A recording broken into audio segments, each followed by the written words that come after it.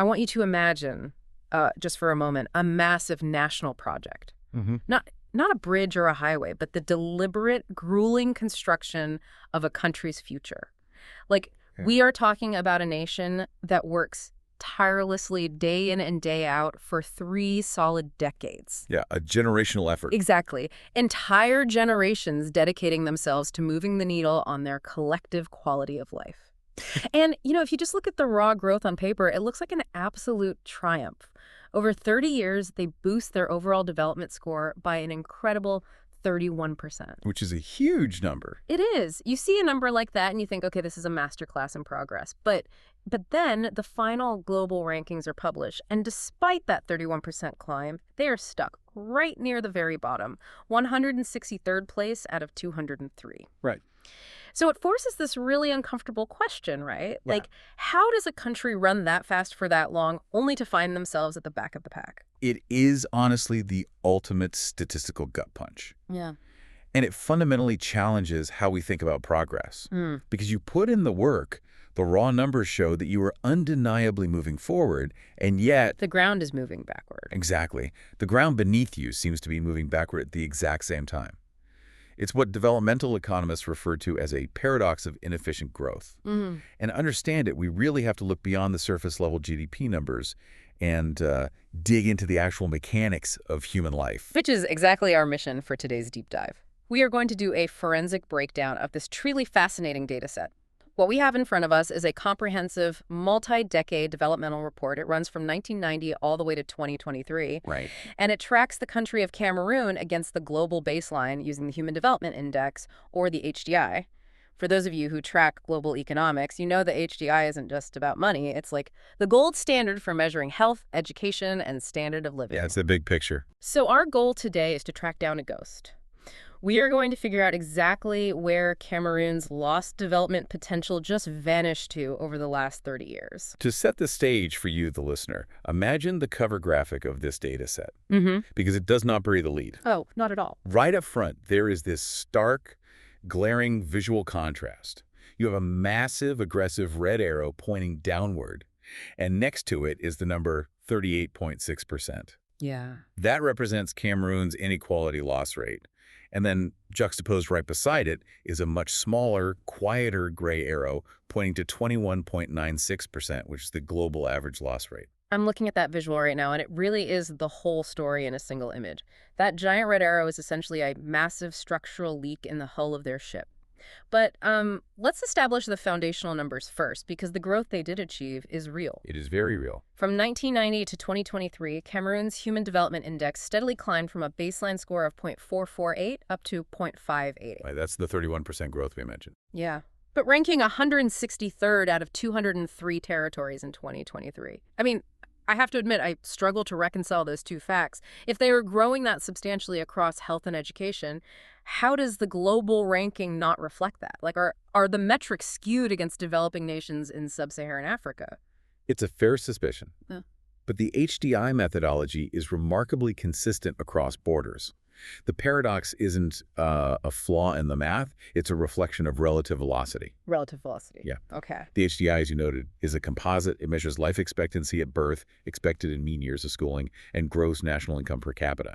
So when a country grows their HDI by 31%, it means the lived reality on the ground has genuinely improved. People are doing better. Yes. People are living longer, they're staying in classrooms longer, and they're generating more income than they did in 1990. The catch is that human development does not happen in a vacuum. So it's a matter of the baseline moving while they are trying to catch up. Precisely. The global coordinate system shifted drastically between 1990 and 2023. I mean, we saw the rise of the digital economy, massive leaps in global health, and the rapid industrialization of several major developing nations. To use an analogy, if you are running a marathon and you manage to improve your personal best time by 30%, which is huge for a runner. Monumental personal achievement. But if, during your years of training, everyone else in the race gained access to advanced sports science, carbon-plated running shoes, and optimized nutrition, your personal best is still going to leave you at the back of the pack. Exactly. Okay, that clarifies the ranking issue. We have to look at relative global growth versus absolute local growth. So before we start looking at the specific leaks in Cameroon's boat, we really need to understand the ocean they are navigating. Let's pull back and look at the macro view. Where exactly does the global baseline sit right now? As of 2023, the Global Human Development Index sits at a score of 0.756. And Cameroon, as we established, is at 0.588. Mathematically, that represents a 22.2% gap between Cameroon and the global average. Wow. Yeah, they're operating at nearly a quarter below the baseline of human development for the entire planet. A 22.2% gap is massive when you consider that HDI operates on a scale from 0 to 1. Like, it takes immense effort to move that needle even a hundredth of a point. It really does. But looking at the historical trend lines in this data set, the climb to 0.588 wasn't just, a smooth, uninterrupted ramp upward. There's a very sharp, very sudden anomaly in the data that caught my eye. Ah, you're looking at the 2021 dip. Yes, the 2021 dip, the line graph is trending up, up, up, and then suddenly it just craters before recovering. Now, obviously, globally, we had massive external shocks, the pandemic being the primary driver, Right. which fractured supply chains, overwhelmed healthcare systems, shut down global education. But looking at this graph, the pandemic seemed to hit Cameroon's HDI trajectory with a disproportionate level of violence. It did. Their score dropped all the way down to 0.574 before recovering to the 2023 numbers. Why does an external shock hit them so much harder than, say, a developed nation in Europe that also went through the exact same pandemic? It comes down to the concept of systemic resilience. When a highly developed nation faces an external shock like a global pandemic, they have financial and institutional shock absorbers. Oh. They can deploy massive fiscal stimulus, they can transition their workforce to remote digital environments almost overnight, and they leverage advanced redundant healthcare infrastructure. Yeah, they have a safety net. A huge one. A developing nation like Cameroon often lacks those deep reserves. A global shock doesn't just slow their growth, it actively erodes years of hard-fought incremental progress. It exposes the underlying fragility of that 31% growth. That makes a lot of sense. It's like, it's the difference between hitting a pothole in a luxury SUV versus hitting that exact same pothole on a bicycle. That's a great way to put it. The obstacle is the same, but the structural integrity to absorb it is completely different. And to really understand why Cameroon's structural integrity is so vulnerable to those shocks, we have to deconstruct this data set dimension by dimension. Like, we need to find the specific mechanisms that are sapping their potential. And the data set logically points us first to human capital. Because human capital is the engine of everything else. If we want to understand human development, we have to look at the mechanics of how a country is educating and preparing its next generation to build the economy. This brings us to what developmental economists call the education funnel. I really appreciate that framing. The education funnel perfectly describes the friction of reality, which you pour into the wide top of a funnel. The expectations, the policy goals, the sheer number of children entering primary school is rarely what actually makes it out of the narrow bottom. Really ever. And the data here tells a really complex story about expectation versus reality. Let's look at the baseline. Globally, the expected years of schooling the EYS is 13.04 years. That means a child entering the school system today is statistically expected to complete just over 13 years of education. Which essentially takes them through primary, secondary, and potentially a year of post-secondary education or specialized vocational training, depending on the national structure. Right. Now, in Cameroon, the expected years of schooling is 10.79 years. So going in at the top of the funnel, the expectation is already lower. But here's where the data reveals a severe structural leak. We have to contrast that expectation with the mean years of schooling the MYS. Yes. This is the crucial metric because it measures what adults aged 25 and older have actually attained. It's not the plan, it's the reality walking around in the workforce. Globally, the mean years of schooling is 8.7 years, but in Cameroon, it's only 6.57 years. Okay, let's pause here. Because numbers like 6.57 can feel very abstract. Let's translate this into real-world mechanics for the listener. What does a 2.2-year gap between expectation and reality actually look like on the ground? It looks like a massive loss of economic utility. A gap of 2.2 years in attained schooling is not just a minor deviation. No. In the lived reality of these students, it is the literal difference between dropping out of school in early adolescence versus finishing basic secondary education. If your adult population is averaging only 6.57 years of school, you are attempting to build a competitive 21st century economy with a workforce that overwhelmingly exited formal education around the age of 12. 12, wow. Which means they are entering the workforce with basic literacy and numeracy, maybe, but they are missing the critical years where complex problem solving, advanced technical skills, and specialized knowledge are actually formed. Exactly. And without those advanced cognitive skills, an economy is trapped in low-value-add industries, Like what? like subsistence agriculture, basic extraction, unskilled manual labor. You simply cannot transition to a service or tech-based economy when the vast majority of your workforce lacks secondary education. But, the more pressing analytical question here is causality. Why it's happening. Right. Why is the expected education expanding? They anticipate kids staying in school for nearly 11 years, but the actual adult attainment is anchored so far behind. What is the specific force yanking these students out of the education funnel right at the most critical juncture of their development? Well, I mean, students don't just vanish from classrooms for no reason. If you have a 12-year-old walking away from free education, it's rarely a philosophical choice. It's a survival mechanism. Yeah. You can't focus on algebra or history if you are legally required by the laws of biology to find calories. And that pivots us directly into the massive chasm in wealth. Let's look at the gross national income, the GNI per capita, because this is where the disparity becomes almost difficult to comprehend. The income data provides the immediate context for that leaky education funnel. It really does. The global GNI per capita, adjusted for purchasing power parity in 2021 dollars, is $20,327. Cameroon's is $4,746. I'll say that again so it sinks in for you listening. $4,746. That is just 23.3% of the global average. And to truly grasp the weight of that $4,746 figure, we have to look at the historical context within the data set. Because it wasn't always a steady climb to get to that $4,000 mark, the data highlights a devastating historical low point, the year 1993. Oh, man. Yeah.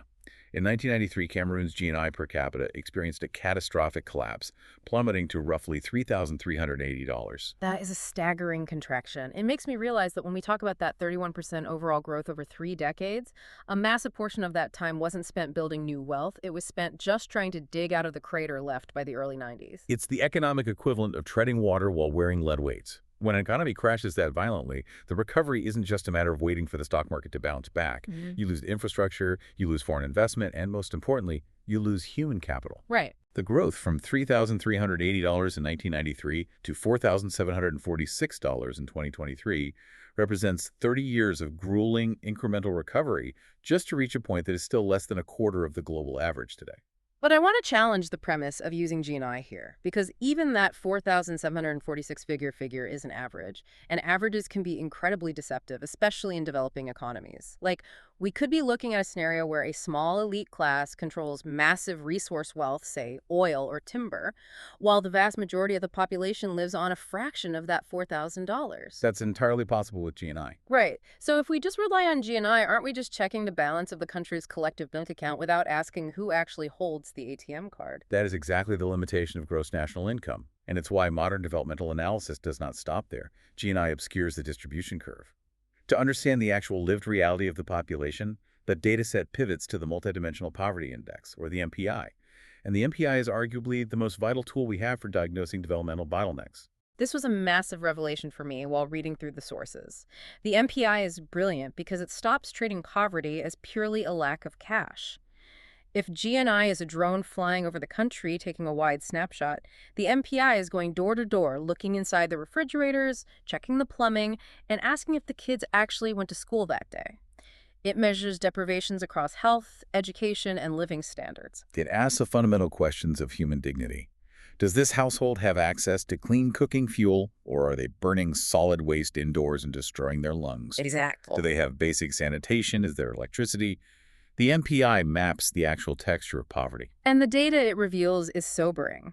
According to the demographic surveys included in the dataset, 43.6% of Cameroonians live in multidimensional poverty. Nearly half the nation. Nearly half. But the true insight isn't the total number, it's the breakdown. The dataset includes a pie chart that dissects exactly what is driving that high MPI score, and the single largest driver, making up 19.2% of the poverty index, isn't a lack of consumer goods, it is undernourishment and poor nutrition. That statistic is the linchpin for everything we've discussed so far. If nearly 20% of your multidimensional poverty is driven simply by a lack of basic sustaining macro and micronutrients, you cannot expect society to progress to higher level development goals. Nutrition is the biological foundation of human capital. Right. And look at the next two biggest drivers in that same pie chart. School attendance contributes 13.9%, and years of schooling contributes 13.7%. If you put those pieces together, the causality loop becomes incredibly clear. The picture forms. Yeah. The kids aren't leaving the education funnel at age 12 just because the schools are underfunded or the curriculum is poor. They are leaving because over 40% of the country is battling fundamental poverty, starting with basic biological undernourishment. It is a brutal, self-sustaining cascade. Think about the physiological mechanics for a second. Chronic undernourishment in early childhood leads to cognitive delays and physical stunting. This directly causes high rates of school absenteeism because the child's simply too weak or too sick to attend. Absenteeism eventually leads to early dropout, which permanently caps that mean years of schooling metric we discussed earlier at 6.57 years. Wow. A low educational attainment permanently caps the individual's lifetime earning potential, trapping them in a low GNI bracket. And because they are trapped in that low-income bracket, it practically guarantees that their children will also face undernourishment. It is a generational closed loop of lost potential. When you break it down like that, the fact that they managed to grow their HDI by 31% at all seems like a minor miracle.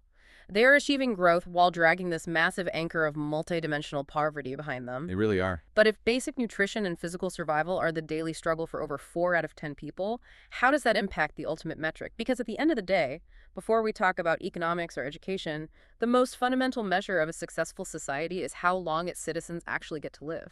Which transitions us to the health metrics, specifically life expectancy at birth. Let's start with the victory here, because the data does show genuine, hard-won progress. Cameroon's life expectancy has grown significantly. In 1990, a child born in Cameroon could expect to live to be about 54.3 years old. By 2023, that number had climbed to 63.7 years. That is a gain of nearly a full decade, 9.4 extra years of life. And we absolutely must acknowledge the massive public health campaigns, the vaccination drives, and the improved medical access required to achieve a 9.4-year gain across an entire population. It is a monumental achievement. Truly. But, as we established earlier, the HDI is a comparative metric. We have to look at the rest of the runners on the track. Right. And while Cameroon was fighting for 3 decades to reach 63.7 years, the global average life expectancy in 2023 had already advanced to 73.3 years. So even with that incredible progress, they're still facing nearly a 10-year deficit compared to the global baseline. I want you, the listener, to really internalize the implications of that gap. Let's call it the decade penalty. We usually think of life expectancy through a very intimate, personal lens, the tragedy of a loved one passing away too soon. But scale that personal tragedy up to a macroeconomic level. What happens to the structural fabric of a society when it systematically loses an entire decade of its population's lifespan compared to the rest of the world? The economic implications are massive. I mean, you are instantly losing 10 years of your most experienced senior-level workforce participation. It's like a corporate brain drain, but applied to a whole country. Exactly. You are prematurely losing your master craftsmen, your veteran teachers, your most experienced civic leaders. You are constantly forced to replace seasoned expertise with raw youth, which is incredibly inefficient. It creates a perpetual experience deficit. But the impact extends far beyond formal labor markets. Consider the informal economy and family structures. You are losing a decade of grandparental support. Oh, I hadn't even thought of that. In many developing economies, the primary mechanism that allows young mothers to enter or re-enter the workforce is grandparents providing free, reliable childcare. If those grandparents are succumbing to preventable diseases in their early 60s instead of living into their 70s, that critical support network vanishes. You're losing institutional memory. You're losing community stability. The decade penalty isn't just about losing raw time, it's about losing the compound interest of a long life. The later years are when individuals often have the accumulated wealth and wisdom to invest back into their communities. Losing that decade acts as a massive systemic drag.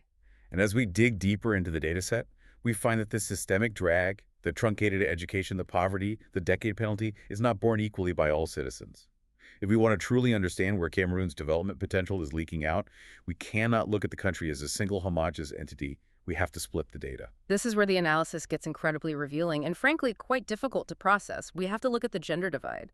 The dataset maps this out using the Gender Development Index, or the GDI. For context, the United Nations categorizes countries into 5 GDI groups based on the absolute deviation between female and male HDI values. Group 1 represents the highest level of gender parity, while Group 5 represents the lowest. And the data places Cameroon squarely in Group 5, the absolute lowest tier for gender development.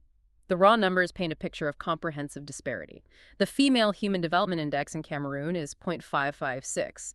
The male HDI is 0.619. This results in a final GDI ratio of 0.898. Across all dimensions, health, knowledge, and standard of living women are systematically lagging behind men. Let's quantify that lag, specifically by looking at the economic wall women face.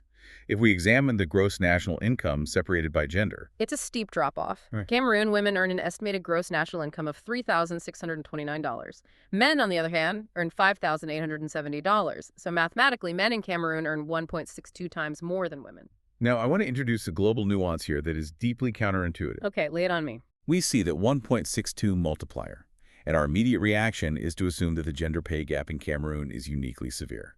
But if we pull the global baseline data from 2023, the average global male earns $25,751, while the average global female earns $14,943, meaning globally, men earn 1.72 times more than women. Wait, let me make sure I'm hearing you correctly. The global income multiplier is actually slightly worse than Cameroon's. The global gap is larger. Statistically, yes. Yeah. What this reveals is that the income gender gap is not a localized Cameroonian failing. It is a massive structural global pain point. However, we have to apply context. We cannot just compare ratios without looking at the absolute baseline. I see where you're going. If you are a woman in a highly developed nation and you make 40% less than your male counterpart, that is a systemic injustice that needs to be rectified. Absolutely. But even with that unfair gap, your absolute income might still be sufficient to secure housing, healthcare, and education for your children. Precisely. But in Cameroon, because the absolute baseline of national wealth is so incredibly low, we're talking about an average of roughly $4,000 to $5,000. That gap of a few $1,000s between men and women ceases to be just an issue of workplace fairness. It becomes a matter of biological survival. Wow. That 1.62 multiplier is the literal threshold between basic comfort and falling into the severe multidimensional poverty we discussed earlier. It is the difference between eating and undernourishment. That reframes the issue completely. A systemic global flaw becomes exponentially more destructive when you remove the economic safety net. But income is just the surface layer. If a woman has less income, she inherently has less access to healthcare, which leads us to the Gender Inequality Index, the GII.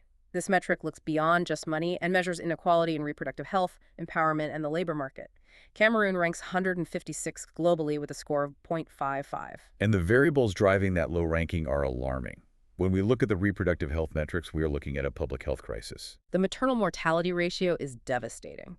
The data shows 437.7 deaths per 100,000 live births. That means every single time a woman in Cameroon gives birth, she faces a statistically significant, terrifying risk to her own life. And then compounding that danger is the data on adolescent birth rates. The adolescent birth rate is perhaps the most critical metric in this entire report for understanding the life cycle of generational poverty. The global adolescent birth rate, which measures births per 1,000 women ages 15 to 19, is 39.1. In Cameroon, that rate skyrockets to 106.7 per 1,000. That is 2.7 times the global average. Now, I want you to connect these specific data points back to the broader systems we analyzed earlier. Think back to the education funnel. Oh, the pieces are locking together now. We asked why students, particularly young girls, were dropping out before reaching their expected 11 years of schooling. We knew poverty and nutrition were factors. But when the adolescent birth rate is nearly triple the global average, it explains exactly where the funnel is leaking. If a young woman has a child at age 15 or 16, her probability of finishing secondary school effectively drops to 0. She exits the education funnel permanently. Without that secondary education, her lifetime earning potential is crippled, which enforces the 1.62 income gap. Because she has low income, she remains trapped in multidimensional poverty. it's all connected. And because she is in poverty, she lacks access to high-quality healthcare and prenatal support, which feeds directly into that staggering 437.7 maternal mortality rate. It is a closed, compounding loop of structural inequality. Early childbirth truncates education. Truncated education stifles income. Low income blocks healthcare. poor healthcare leads to mortality. One dimension feeds the next, creating a nearly impenetrable wall that prevents women from participating in that 31% national HDI growth. It's incredibly heavy data to process. You look at these interlocking systems of disadvantage, the economics, the healthcare, the education, and you would logically assume that women in Cameroon are entirely disenfranchised, that they're completely locked out of the power structure and have zero voice in the direction of the country. It would make sense to assume that. Right. But this is exactly why we rely on deep data analysis, because the numbers often defy our assumptions. There is a massive, counterintuitive curveball hiding right in the middle of these dire statistics. You're referring to the data on political participation. Yes. If you are following along, I am metaphorically circling this next data point in bright neon green. The dataset measures the share of national parliamentary seats held by women. The global average for female representation in parliament is 26.54%. In Cameroon, women hold 32.6% of the seats. They are outperforming the global average by a significant margin. I need you to help me untangle this because it feels like a glitch in the matrix. If women in this country are economically disadvantaged, dropping out of school at high rates due to adolescent pregnancy, and facing life-threatening hurdles in basic maternal health, how is it mathematically possible that they are wielding more power in the highest halls of national politics than the global average? It is a brilliant paradox, and it perfectly illustrates that human development is almost never a linear, organic progression. What this data point likely represents is the tension between top-down political mandates and bottom-up socioeconomic reality. Meaning this high representation didn't just happen organically, it was engineered by the government. In many cases across the developing world, yes. Governments, often in an effort to modernize their institutions, secure international development funding, or meet UN goals, will implement strict statutory quotas for female representation in parliament or local councils. It is a top-down mechanism designed to force inclusion at the highest levels. And mathematically, it gets women into the room where legislative decisions are made. But the bottom-up reality, the health, education, and daily economics of the average woman outside that room, hasn't caught up to the legislation. Precisely. You can pass a law mandating a quota for parliament seats overnight. You cannot pass a law that magically erases a 437.7 maternal mortality rate.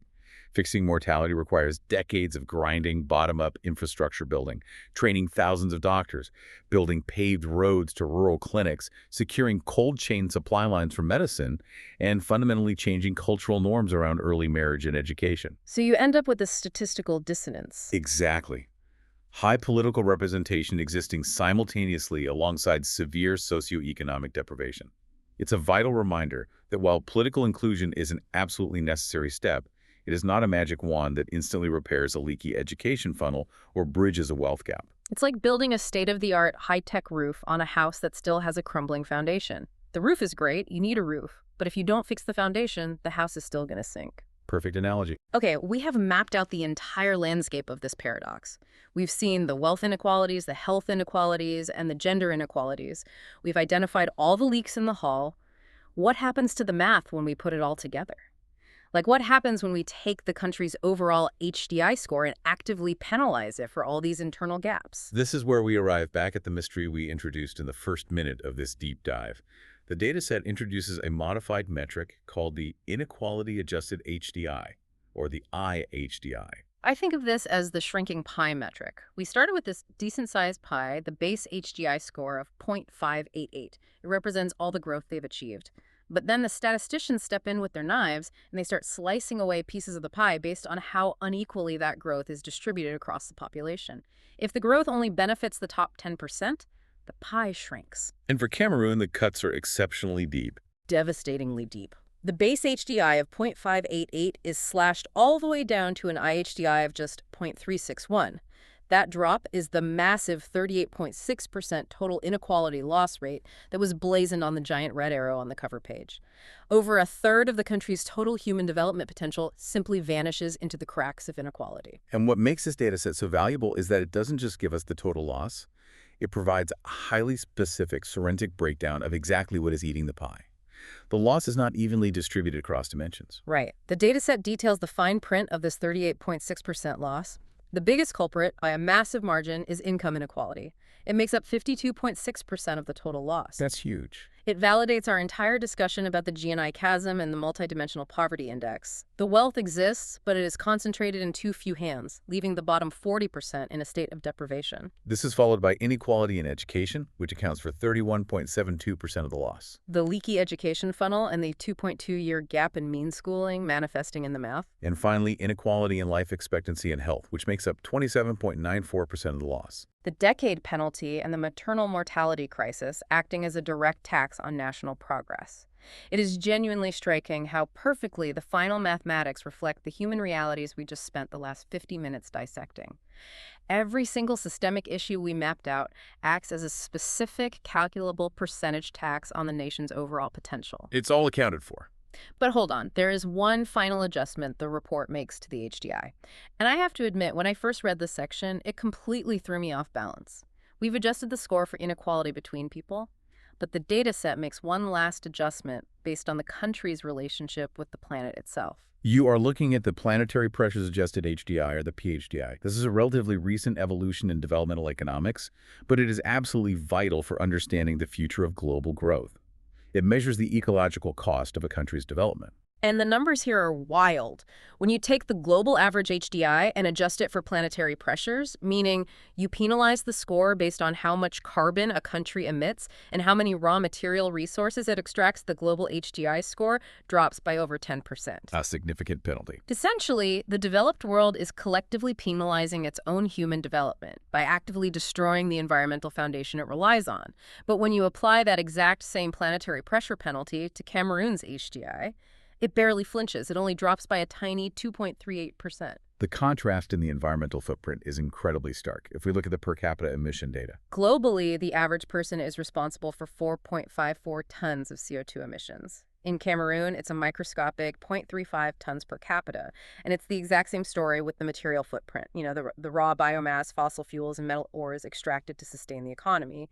Globally, the extraction rate is 12.71 tons per person. In Cameroon, it's just 4.01 tons. Right. So I have to play devil's advocate here, because if you just look at the PHDI metric in isolation, Cameroon looks like a visionary society.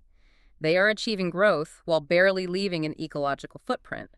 Is Cameroon secretly a hidden eco-utopia that the rest of the heavily polluting, developed world should be modeling? It is a very tempting narrative, especially in the era of climate change, but we need to apply a serious reality check to those numbers. Yeah. No. They are not running a highly advanced, sustainable green economy powered by sophisticated solar grids, circular resource management, and high-efficiency public transit. Okay, so what is it then? This minimal environmental footprint is not the result of advanced, deliberate eco-policy.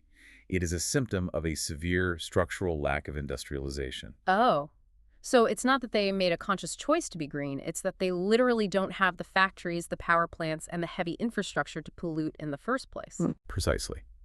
I refer to this dynamic as the low-carbon penalty. It sounds like an oxymoron. We usually think of low carbon as a universally positive metric, but you have to view it through the lens of developmental constraints. Operating under an extremely low ecological burden in the current global economic framework actually means you are severely restricted. Because pollution, historically, is a byproduct of power generation and manufacturing. Exactly. If your carbon footprint is 0.35 tons, it means you lack the baseload energy infrastructure to power modern hospitals reliably. It means you lack the heavy manufacturing base required to create high-paying jobs, which drives that massive income inequality. It means you lack the mechanized, petroleum-powered agriculture needed to ensure food security, which directly feeds into that 19.2% undernourishment driver in the multidimensional poverty index. So their pristine carbon footprint is actually just a mathematical reflection of their multidimensional poverty. That is a brutal irony. It is, and it raises what might be the single most critical, unresolved global question of our era. How do developing nations like Cameroon industrialize, build necessary modern infrastructure, and pull their populations out of multidimensional poverty without inevitably destroying their planetary HDI score in the process? That is the big one. The global north built its wealth and HDI over 2 centuries by burning cheap, dirty fossil fuels without restriction. The global south is now being asked to achieve that same level of development without utilizing that same cheap engine, because the planet can no longer absorb the carbon. How do we square that circle? That is the trillion-dollar question, and it perfectly frames the massive challenge ahead. We have covered immense ground today. We've looked at the macro global race and the shifting coordinate system. We've mapped out the leaky education funnel and the 2.2-year gap in actual schooling. We explored the vast wealth chasm and how undernourishment drives the multidimensional poverty index. It's a lot of data. We quantified the decade penalty in health, untangled the compounding loops of the gender divide, and finally unmasked the green illusion of low industrialization. It's time to bring all these threads together for you, the listener, and answer the core question of this entire deep dive. How do you fix a paradox? How does a country that has proven it can grow 31% stop bleeding out 38.6% of its potential through these cracks? The report does not leave us without a roadmap. It concludes by laying out 3 highly specific strategic actions. And what makes these recommendations compelling is that they aren't vague, feel-good platitudes. They are directly targeted at repairing the exact mathematical leaks we just dissected. Action point number 1. Reduce the inequality loss. Right. And the dataset provides a stunning hypothetical scenario. If Cameroon could simply reduce its 38.6% inequality loss down to the global average of 21.9%, that single stabilization effort would instantly equate to 20 years' worth of normal baseline HDI progress. Let that sink in. Just by distributing the wealth, health, and education that they already possess more fairly across the population, they would functionally leap forward 2 decades in development. Action point 2 is a direct intervention into the gender data we analyzed. Prioritize maternal and adolescent health. This means launching a targeted assault on that 437.7 maternal mortality rate and the 106.7 adolescent birth rate. Yeah. It's not just a moral imperative, it is pure economic strategy. You cannot have a thriving competitive economy if your young women are systematically forced out of the education funnel to have children, or if mothers are dying in childbirth at catastrophic rates. Absolutely not. Fixing those specific health metrics is the only viable mechanism to keep women in the economy participating, learning, and earning. And finally, action point 3. Seal the education funnel. We have to turn expected school years into actual adult learning years. The policies must focus on closing that 2.2-year gap between the 10.79 expected years and the 6.57 mean years of attainment. Because as we saw in the pie charts, education is the single best weapon against that massive 43.6% multidimensional poverty rate. If you ensure basic nutrition and keep kids fed, you keep them in school. If you keep them in school through secondary education, you break the cycle of poverty. It is a fully interconnected ecosystem. The targeted health interventions keep kids in the classroom. The increased schooling raises the baseline earning potential of the workforce. That higher earning potential organically reduces the severe income inequality, and reducing that income inequality is exactly what raises the overall rankable HDI. It is a massive, complex, interlocking engine. Which brings me back to the image I asked you to picture at the very beginning of our conversation. Imagine that massive national project again. 30 years of sweat, toil, and incremental progress. Cameroon clearly does not lack the fundamental engine for growth. They proved that, unequivocally, by growing 31% over 3 decades, despite immense hurdles. The drive is there. The forward momentum is undeniable. It really is. But as we've seen through every dimension of this data, if the chasm of inequality isn't actively filled, if the education funnel continues to leak, if the wealth stays concentrated at the top, if the gender divide isn't bridged with healthcare and opportunity, then every new drop of economic growth simply vanishes into the cracks. It never reaches the people who need it most to survive. It forces us to ask a really profound question about how we as a global society view and measure progress. In this massive ongoing race for global human development, are we only obsessed with measuring how high the peak of the mountain is? Or are we finally starting to realize that we need to measure how deep the valleys are? Because until we figure out how to pull the most vulnerable people out of the valleys, the height of the peak doesn't really matter. Something to think about the next time you see a country's GDP flashing across your newsfeed. Thanks for joining us on this deep dive.